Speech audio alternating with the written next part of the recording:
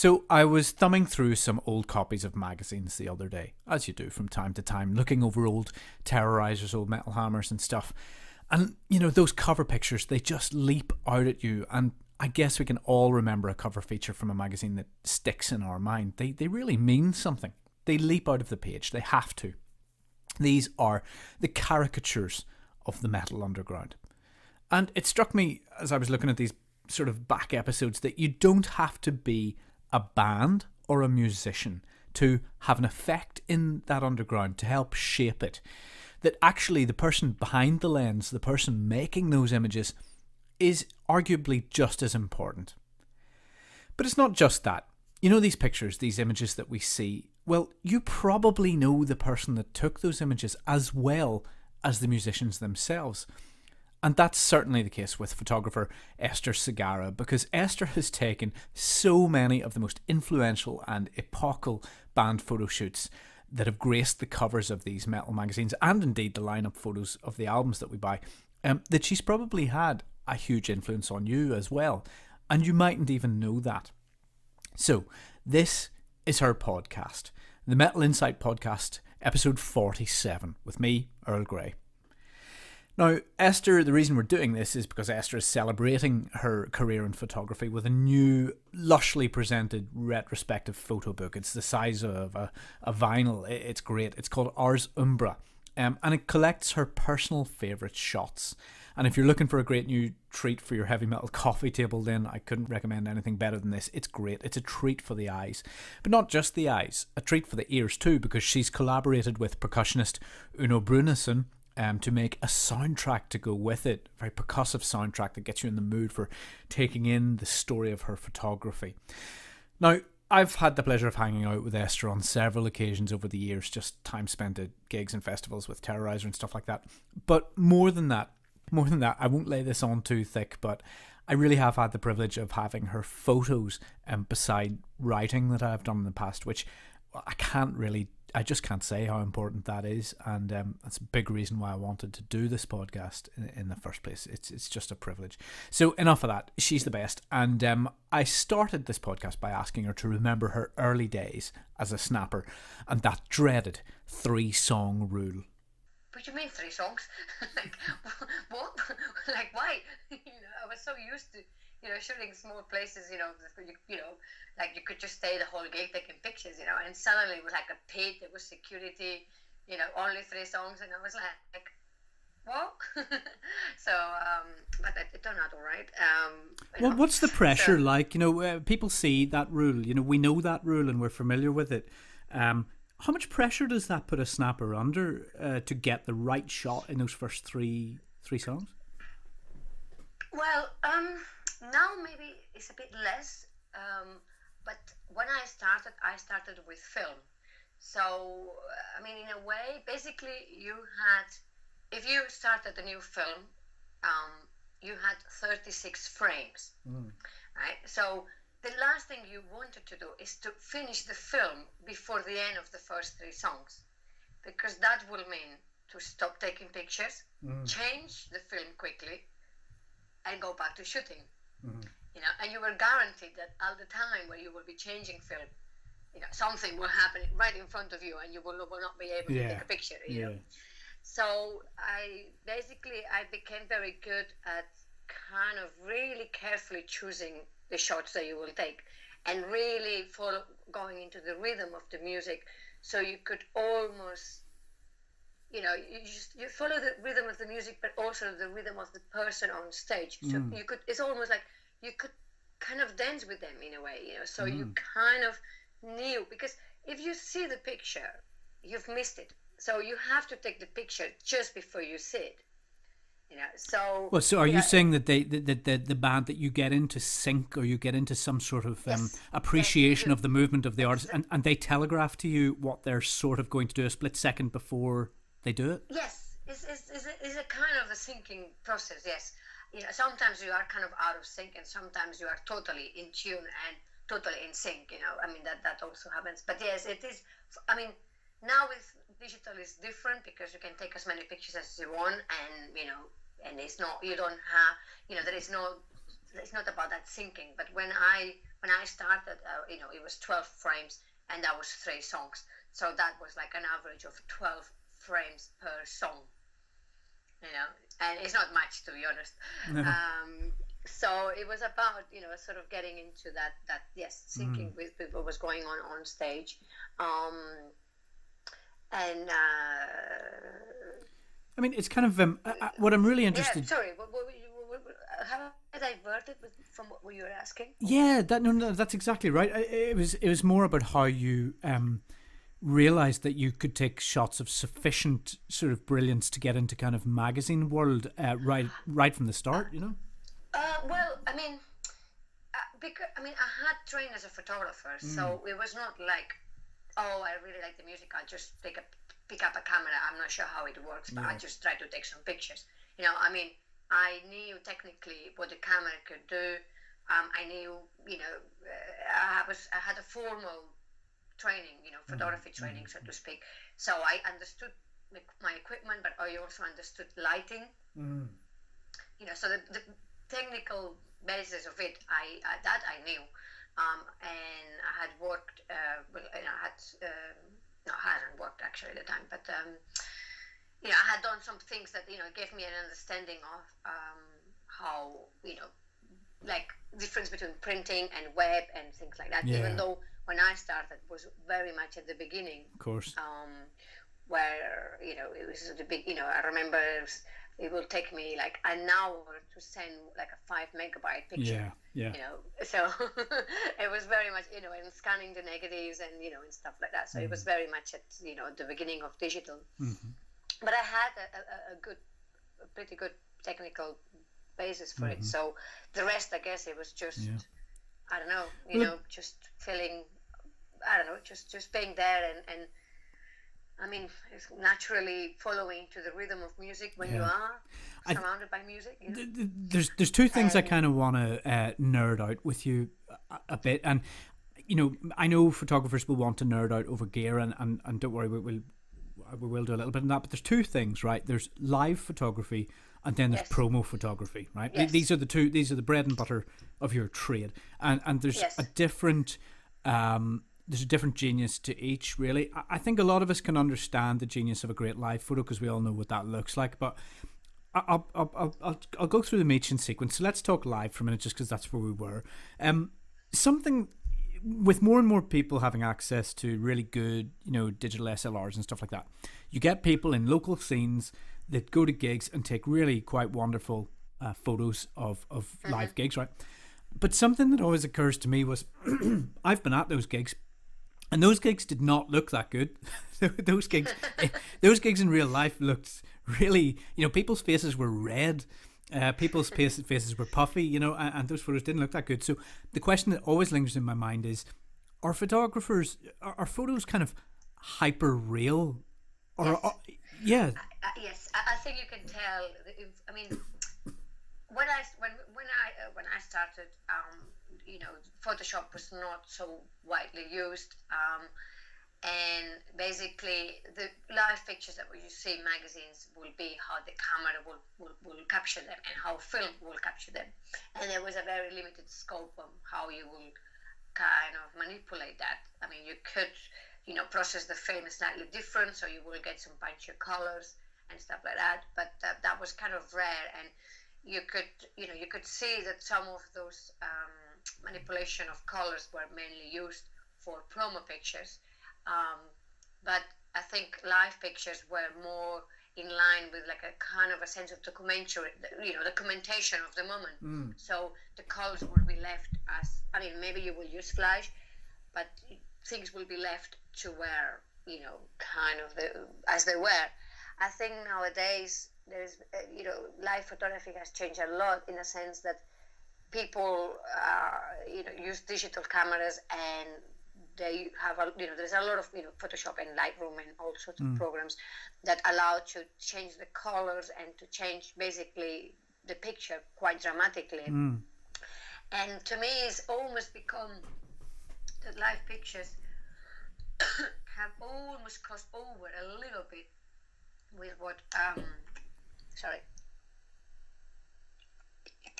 with what like promo pictures. Promo pictures were about sort of like conveying an idea, conveying the idea of the band, the idea of the music, creating a world, so to speak. So, and you know that could be done can be done through many different ways, sort of adding lighting, using lighting, props, and stuff like that.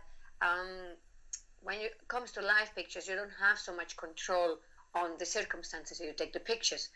So I believe that the creative input from the photographers, it shows on the post-production. It's just a question of like logistics restrictions. That, I mean, in that case with Mayhem, they just had come out of being out in the woods, in the cabin, recording and stuff, working on the album, and all of a sudden the next day they had to be in Oslo taking care of pictures and interviews and stuff, and I think the timing was not really, it was not the best timing to do it, but logistically had to be done that way. So there was no preparation, there was no nothing, and that happens a lot of times where the creative needs are not in line with the release of an album needs. Yes.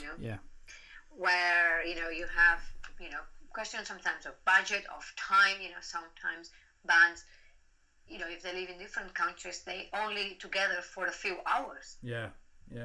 And it's like, well, that's that. Or they are, sometimes they are together for a day, but they just happen that they are together in wherever they're recording. So, and they cannot go anywhere, and then you have to make it fit within their recording times, and you know what I mean. Yes, many times it happens that it's far from ideal. I mean, sometimes you just being given a hotel room. And that's that. Well, can I ask you, on that note, can I ask you a difficult question, which might be, has a band or a label ever given you something back and said, you know what, Esther, I'm sorry, but this isn't for us. This isn't what we wanted. No, I mean maybe they thought so, but they didn't tell me. Yeah. I mean, as far as I remember, no one has said. I mean, there has been shoots that that it had to. I mean, there's been some. There's a couple of shoots that actually were kind. It was not. I mean, there was a possibility to do it again, and we did it again, basically. Yeah. Just because maybe some things of the first shoot didn't quite work, and it was not like, oh no, that's not good, but it was kind of like, it's like, well, maybe we can try to work with that. But that's been. Yeah. Well, I suppose. Yeah, but that's been, yes, as because the circumstances that were taken, or maybe the setting, or at work, maybe it didn't quite. Yes. Yeah. You must have seen some mad shoots because bands need to make a splash. They need to do quite vivid things now and again. What is the maddest stuff you've been involved in photo shoots? Because there's got to have been some fun days out that you've had. Well, it's been quite a few. I mean, from breaking into cemeteries to breaking into tunnels to set it on fire, to climbing a cliff. Names, Esther. Shooting in the freezing snow. To I don't know what else. We need names, Esther. Name names. Names. Okay. Well, breaking into cemetery. That was with Ted Moore. Right. In London. Okay. Climbing up a cliff with a smoke machine and stuff. That was with Watain. We also we went across town with half naked men covered in blood and torches in the snow. to take pictures in like a kind of a freezing area. Yeah. And they had 13 snakes for another shoot as well. What else? Which of course they were very happy to. It was kind of funny because they were trying to lick the blood, and I was thinking, oh my god, this is going to end really badly, but it didn't. We broke into a tunnel to set it on fire. That was the Bancolisi fire. Mm-hmm. What else? And did these experiences? We set up a kind of a whole like gig thing in a cemetery. That was with Electric Wizard. Right.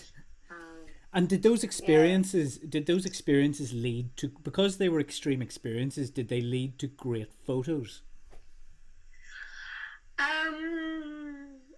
Yeah, I mean, when you are in such situations, it kind of, you end up sort of like kind of, letting adrenaline sort of run things a little bit, and probably that you can see that in the pictures, or somehow it gets captured and somehow it happens. And, it also as, you become very alert and, normally, you don't have a lot of time, because of the circumstances. So. Yeah. Oh, yeah. And also, trying to shoot a bow on fire. That was with Destroyer 6. Well, that was only with Kit, actually, from Destroyer 666. On a rainy, windy, horrible night. In the middle of the forest. That was also nice.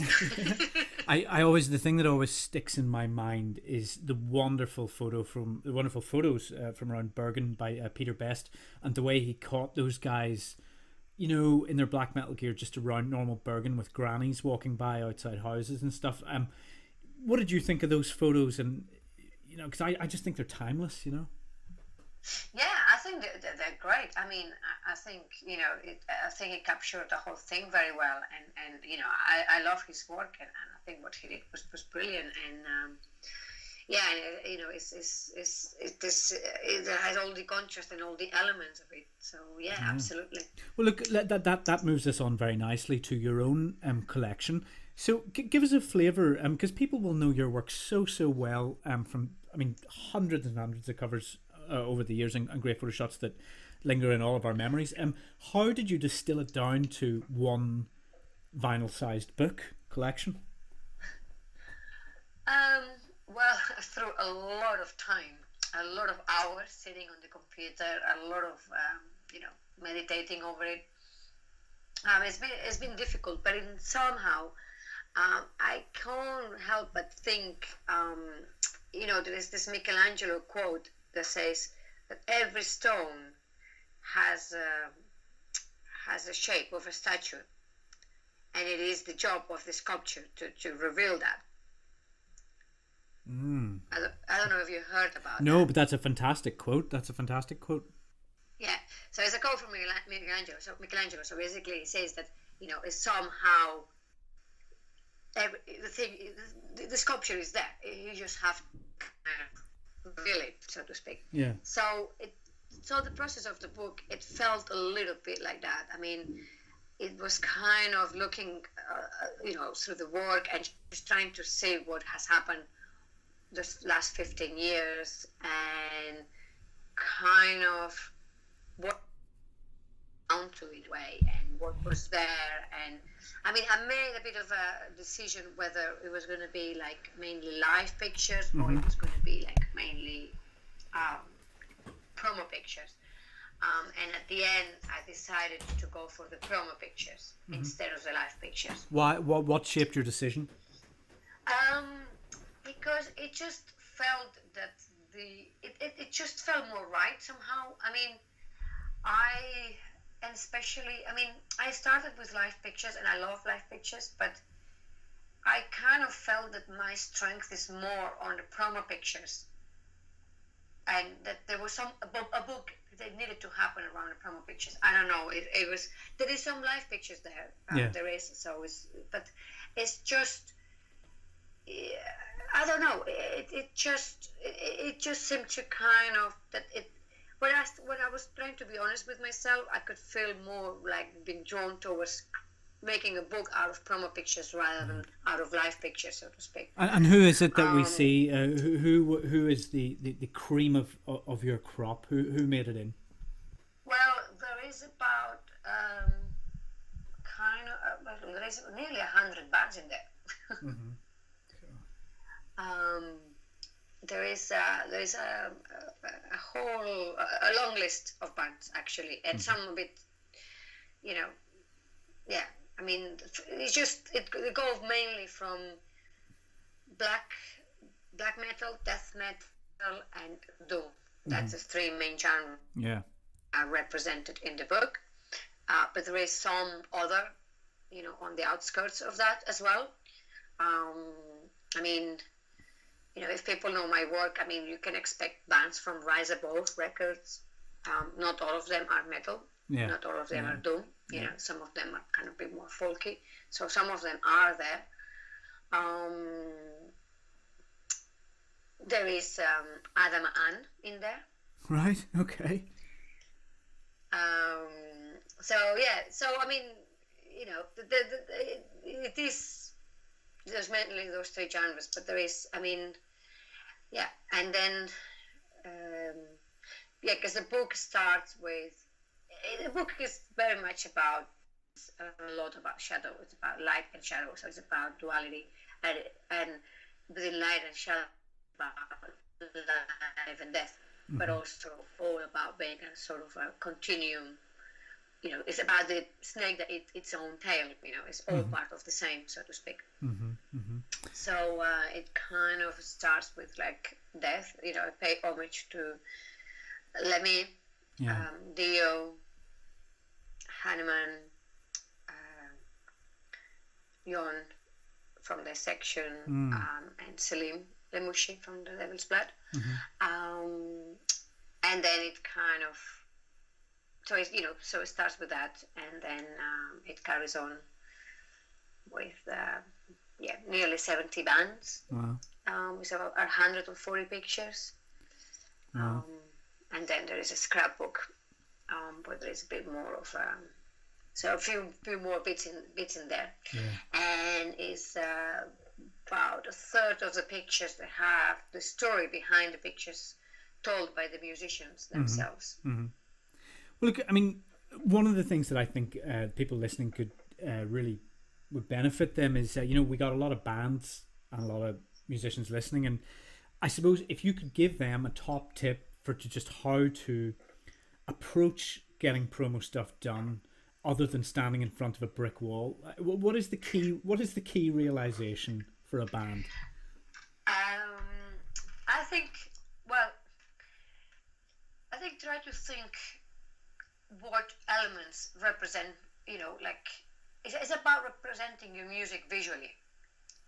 But for me, so it's try to find elements that they somehow share characteristics with your music.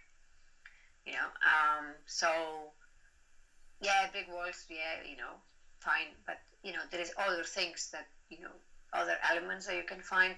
Maybe you only have a brick wall, so okay, you can use a brick wall. But I think, and I have shot actually many pictures in front of a brick wall, but I would say that one thing is to remember to have your pockets empty of shit. Right. Because it just, like the more bulky things you have in your pockets, it just doesn't look good. You know what I mean? It will just, your body will be out of shape and stuff. But I think it has to do also with the way you stand in front of the camera. It's like it doesn't matter how much you hate the camera. It doesn't matter how much you hate having your picture taken. You have to almost forget about that. You almost have to think that you're not there to portray yourself that much, but more to portray the music, your art, what you've created. So you can't have one arm down by your side while your other arm clasps your elbow? Doesn't work. Well, maybe, But I think it's just finding, that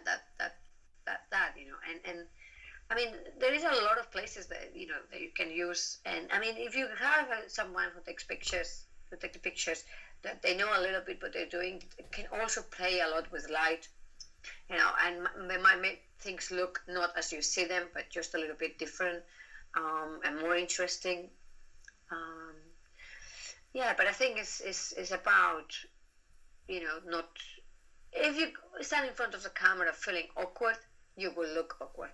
Yeah. So you have to find a way to forget about how awkward you look.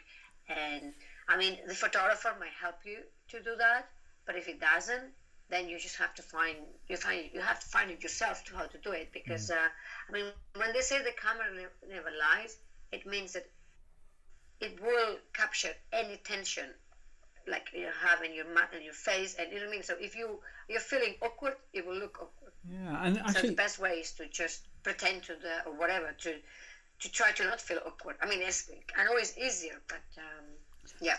How hard have you had to work with I mean, do you can name names. Who have you really had to work to bring out of their shell for the right photo?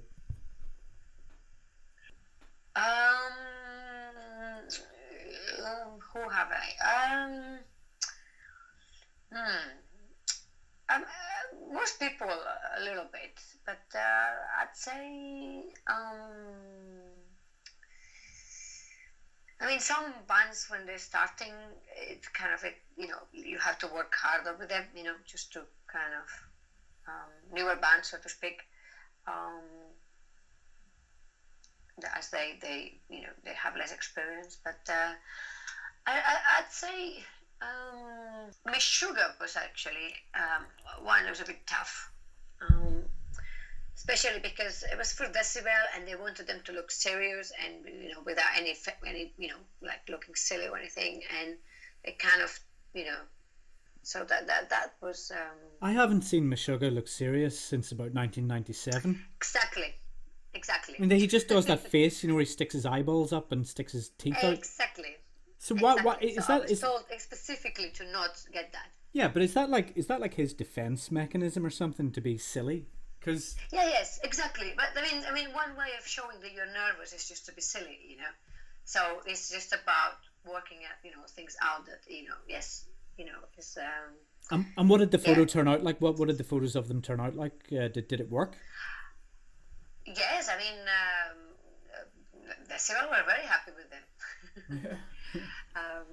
They were very, very happy. So, I mean, sometimes you have, bands that they are hungover, so you have to, handle that. Sometimes I had people, I mean, I did a shoot the other day where they were sick, like...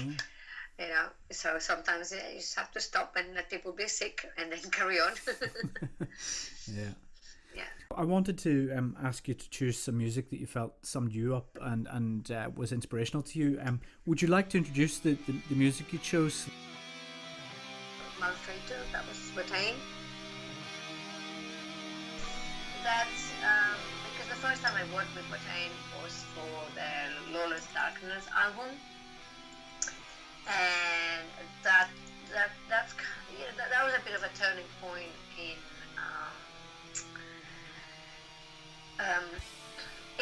the way the pictures were received, that we did and everything. A lot of people actually sort of they there's a lot that's happened from those pictures, so to speak. Also, it was a really, I mean, at that point, I wasn't sure how it was going to... I wasn't sure. I mean, I had become a bit delusion about working with some, with black metal bands. Black metal is a label that's thrown around a lot, and a lot of people, they consider themselves black metal, or they think of themselves as black metal, or whatever, And to me, black metal has to do with a certain energy. More than just blast beats and particular sound,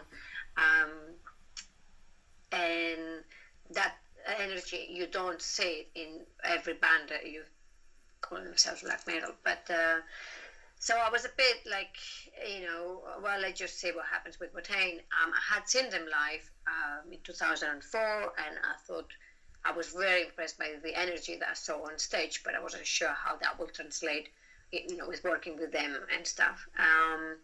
Also, they were a bit I knew they were not too happy about having a professional photographer going along and taking pictures. So I was a bit like, well, let's just see what happens. But it actually turned out really good. They were really good, really hardworking, really professional to work with. They really cared about the visual side of their music. Not that as it is more important, but Eric is, he's a designer, so he's very much into graphics, and he works a lot with images. So he had a good understanding of images, and so that was I was in Stockholm for a couple of days, and it was just really good, they were as dedicated as I was, and they will not be afraid to do whatever it will take to get the pictures done.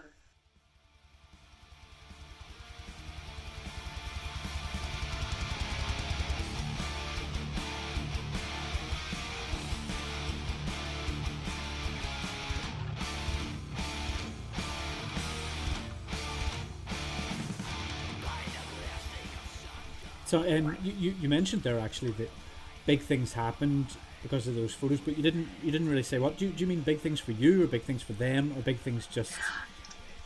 Well, I think they got a lot of front covers because of the pictures. Now I know, because the PR told me that it was thanks to the pictures that they got a lot of front covers. Yeah. Because of that, also a lot of people. I know a lot of bands kind of took interest in working with me out of those pictures. Yeah. And labels and magazines, they just, I don't know, somehow people really liked the pictures, and they liked how they were being portrayed in the pictures. So suddenly, a lot of people, many more people noticed my work. I believe also it kind of the timing it happened as well, because it was maybe not that long after I had shot Awkwardness. So I think with the two things combined somehow, I don't know, these people thought, oh well, if she can handle those bands, she can handle anyone, or something. I don't know. Does shooting a guy like Varg leave a bad taste in your mouth? Because ultimately, you're playing a certain part in selling or helping a guy's career who has, maybe some, pretty dodgy past and even a dodgy present. Does it ever leave a bad taste in your mouth? Do you have to suspend any kind of scruples at any point? When I went there out of personal curiosity, to be honest. I was given the opportunity to go and work with him. I found him when I had read some of the stuff that he had said, and I have a kind of a bit of a different take, as most people do have. My experience with him was very good. He is able to laugh at himself way more than people think. I don't think, I think he has whatever views that probably only really himself knows fully what his views are.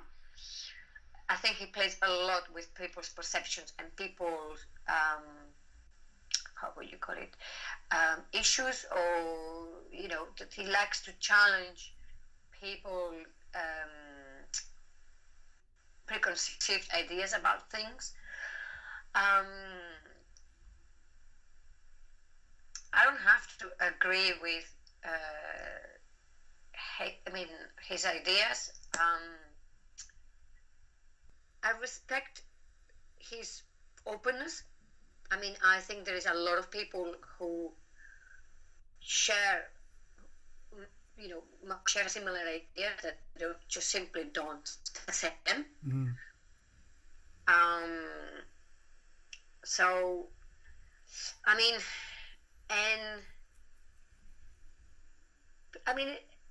it's up to. I went to take a portrait of him. Yeah. And I went there to meet the man and take some pictures of him and portray him. Yes, those pictures were used to promote his career or whatever, his album. Yes. Do you think your lens caught the true Varg? I mean, you were saying he likes to play with people's preconceptions and things, and he has his own image to present. But do you think your lens caught the true him? I think it caught a lot of him. I think we got on quite well. I mean, we joked about killing each other, so I guess that went pretty well. Right. Okay. So I mean,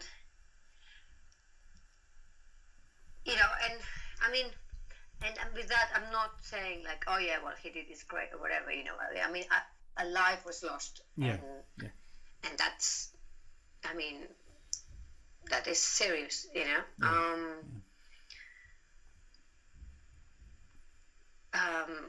Well, it is what it is. We do what we do. But it is what it is, I mean, it's just, I mean, lives get lost a lot, Of course. I mean, to me, the part, there is people who are close to the life lost, that, that for them is personal. I have found a lot of people not knowing shit about him, just having some great fucking opinions about, it amazes me how much opinions people have about people that they don't know shit about. Well, it's interesting because what they hear or what someone has said or what, or whatever, Yeah. Well, you spoke about dissection earlier, and I mean, that's a good case in point, isn't it? That people don't really know John Nordveit at all, or didn't know him. Exactly. So, and it is very, I mean, it is what people say is very different from what people actually think. We live in a world where, you communicate through words, and not always what people say is what they really think. Sometimes it's totally the opposite.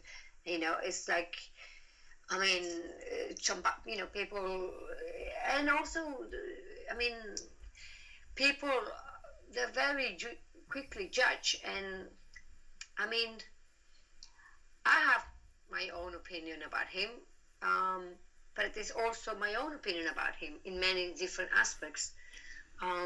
Well, the beauty of it is that what you get to do is not use words. You get to simply, you get to capture a truth in another medium. Yes, I mean, and it's up to people to decide how they relate to the image, Yeah. And that's what I mean, I don't know, it just, in a way, for me, I could not let pass the opportunity to go and meet him. Okay, the idea of the soundtrack is percussion based, and the idea, it was a bit to go back to the early form of music. So basically combine music and photography. So you have is a music photography book, and all the images are there because of the music. So it was about to go back to the very beginning of music. So one of the earliest forms of music is percussion, and the idea was that the role of the soundtrack was to create a rhythm, but also that it would become a little bit like music is, especially like percussion, is being used in a ritualistic situation where, and what I mean, in a way, is the power of music that allows you, it takes you somewhere. It puts you in a particular mindset without your permission. Yeah. So it has a bit of that role. So basically, it's about putting the soundtrack on, and it's about navigating the book while sort of, and allowing the music to just take you through the journey, so to speak. It and sort of just give you a accesses. rhythm, and it allows you to access a bit of you that you don't even know you're accessing. Exactly, and that kind of alters the experience of you when you enter into another state, you experience things in a different way as well. So so and the soundtrack itself is a journey as well. So and who did it? It was done by Uno Brunesen. who's the drummer for In Solitude, ex In Solitude, ex Grave Pleasures. Now he's with Death Alley. Oh yeah. And he's a great percussionist. He understands drums and rhythm and percussion in a very great way. So it's not. I mean he was the one who did it. Look, I'm going to be recommending it thoroughly, so that everybody can pick it up and indulge themselves in it, and hopefully sit down on an evening with a glass of wine and get right into that. Yes, exactly. Awesome. Exactly. That's exactly the way to do it. Yes. So that was Ester Segarra, a one-woman shooting machine that, as I say, probably has had an effect on your metal tastes more so than you may even realise. So thanks to Ester, but before we go, just a kind word from the sponsors of this episode. I got to tell you about the Roll Festival that's happening on the 28th and 29th of July. That's at the Irish Military War Museum in County Louth. That's got, well, who's on the lineup? Let's see. First off, Slough. I don't need to say anything more. Slough. You got Coroner, you got Waylander, Celticor, Dark Astera, and many, many more. That's the Rally of Lou Long Arm Festival, Roll Festival. And you can still get tickets for that at ticketstop.ie. So make sure and get to that. Thanks for listening. And please do share this podcast on your timelines. Really important until we get to episode 48. And you got more great stuff coming up. So that is over and out from me, Earl Grey, at the Metal Insight Podcast, produced and recorded by metalireland.com.